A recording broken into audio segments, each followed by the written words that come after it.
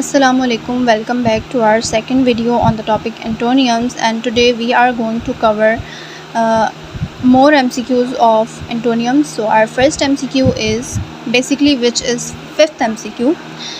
So Ashoka was a magnanimous king. Magnanimous हम कहते हैं अजीम होना या बहुत बड़ा दिल रखने वाला या आला ज़र्फ़। अब हमें यहाँ पे magnanimous का एंटोनियम बताना है यानी कि अपोजिट बताना है। सो फर्स्ट इज़ स्मॉल यानी कि छोटा, सेकंड इज़ पेटी यानी कि छोटा दिल रखने वाला, काइंड मतलब रहम दिल, एंड मैजेस्टिक मतलब बावकार या शानदार।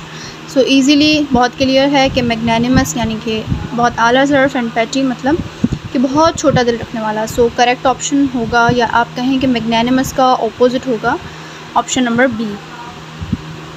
Number 6 MCQ is this was an opportunity that he would embrace, यानी कि ये एक ऐसा मौका था, ऐसी अपॉर्चुनिटी थी जिसको वो खुशी कबूल करता। एम्ब्रेस होता है किसी चीज़ को बहुत ज़्यादा खुशी से कबूल करना। डिसओबे, अब फर्स्ट ऑप्शन है डिसओबे। डिसओबे यानी कि नाफरमान।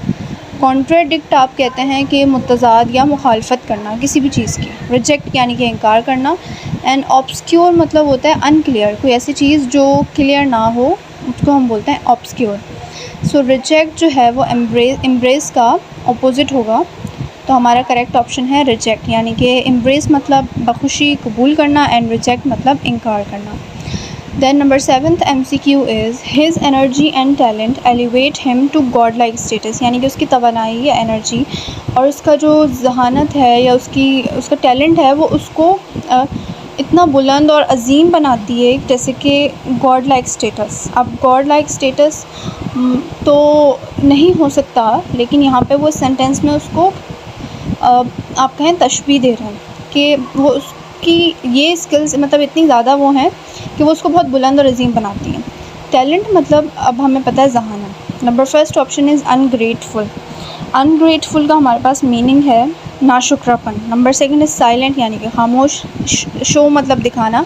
इनएबिलिटी मतलब नाअहली या किसी चीज़ को करने की सलाहियत ना होना।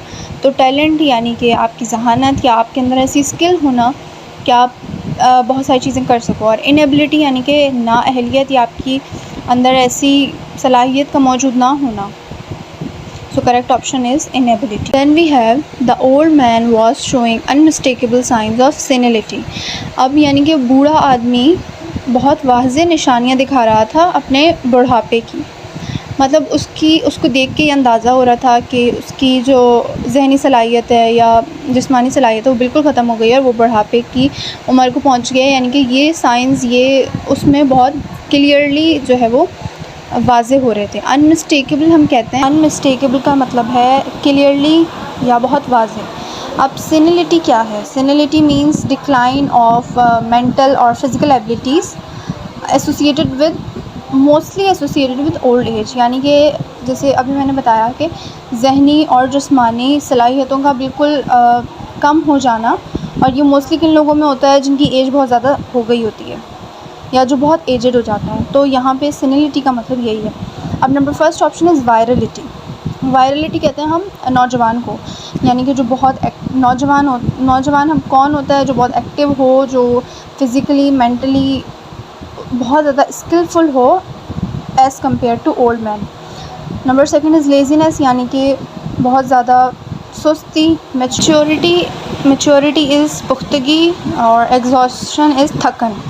सो क्लियरली हमें पता चल रहा है कि हमारा सेनिलिटी का एंटोनिम क्या होगा? वायरलिटी। सेनिलिटी मतलब mostly associated with old age, जहाँ पे आपका डिक्लाइन हो फिज़िकल और मेंटल एबिलिटीज़ का, जबकि virility it is mostly associated with young age, जहाँ पे आपकी फ़िज़िकल एबिलिटीज़, मेंटल एबिलिटीज़ या फिज़िकल मेंटल स्किल्स जो है पीक पे हों या बहुत हाईएस्ट हों। So our correct option is virility. Then we have modesty is a virtue but it must not be allowed to be exploited. Modesty हम कहते हैं आजिज़ी, इंकिसारी या शर्म हया को।